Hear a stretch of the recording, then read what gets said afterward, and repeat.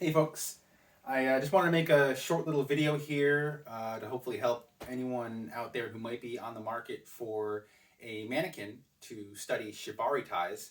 Um, it's a relatively new hobby for me. Picked it up towards the beginning of the pandemic, and wanting to practice as much as I can, but having one partner at my disposal during lockdown to practice on, I decided I should try to get a mannequin to be able to log a few more hours. And I wanted to get something with posable arms. And so, while I know that preferences will vary widely with people's respective shibari practices, I wanted to just share what I was looking for, what worked for me, and how I ultimately came to decide on which one of these I'm going to keep.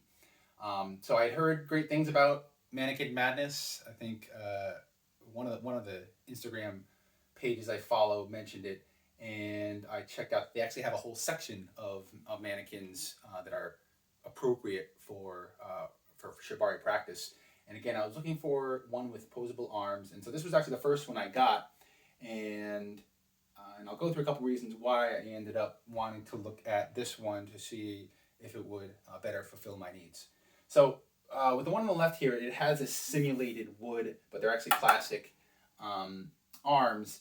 And one thing I do like about them is that they hold where you want them. You have these fully articulated fingers, which are kind of cool, but not really necessary for this practice, or at least not for my practice. But one of the things I immediately noticed that was a problem for me was that the range of motion on the arms is not quite accurate to what most humans are capable of. For instance, being able to just put the forearms together for a double column tie or restraint in the front. With this one, I tried for a while, and it just the way that these move or aren't able to move, it made it really difficult. I can't do that with this one. It does do other important poses that we might need, which would be like putting the hands behind the head. You can use double column tie that way. Certainly, you can cross the arms behind the back, see, like that. Every time moving it, it takes a bit of doing because there's this ball joint here that you have to rotate. So it can be a little bit awkward, but it works. It works. It gets the job done. For me, though, I really wanted to work on the restraints in the front and not being able to put the arms together. Like I would have to take them apart to do them, or I even considered modifying the elbow socket so that this would like attach this way and have the proper range of motion. But rather than do that, I reached out to Mannequin Madness and decided to try out another one of their models that has posable arms. That these arms are actually rather than the hard plastic, these are a plush. Take this out. Foam material that's quite squishy, and that comes in handy for another reason that I'll point out in a minute. But the other real thing is that it appears to be like maybe it has a wire core with a foam exterior, so it's fully posable in many unnatural ways. One of the criticisms I've heard of this model is that it comes out too easily, which as far as getting taken out of the torso here unintentionally. And I was able to solve that by just putting a little bit of electrical tape on there. It gives it a bit more resistance. There we go. So so with this one, very easily I can pull the arms here and pull these together to do a double column tie there. And again, like the other ranges of motion, those are all, I can quickly snap these up here, get the restraint in the back, I can swing them down here. And I mean, this has more than, like I said, more than a natural range of motion. It can go in every weird sort of way.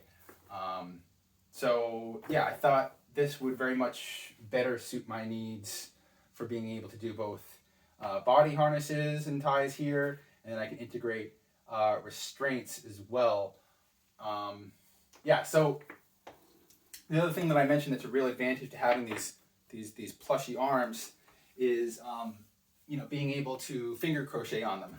So if I'm going to do a simple single column tie and I have a need to weave through, I'm going to want to be able to get my finger through here when it's still got, some tightness to it.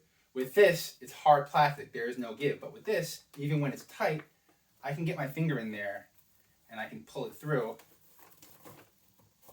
and I can, proceed to work on my restraint there. With this one, it's a bit awkward because you're gonna have to have it looser than you want, and there's just no give here with this hard plastic.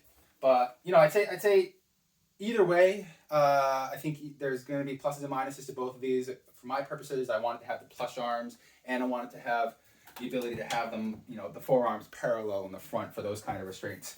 But you'll see these on Mannequin Madness on the shibari section, as well as a whole assortment of other mannequins that don't have limbs or ones that are in fixed poses. But I would say, for my own purposes and preferences, this one here with the cloth arms would be my preference, and I'll provide links to both of these and to their general shibari page in the comments, or in the description rather. And I hope this is helpful to you. But do check out Mannequin Madness and have fun time.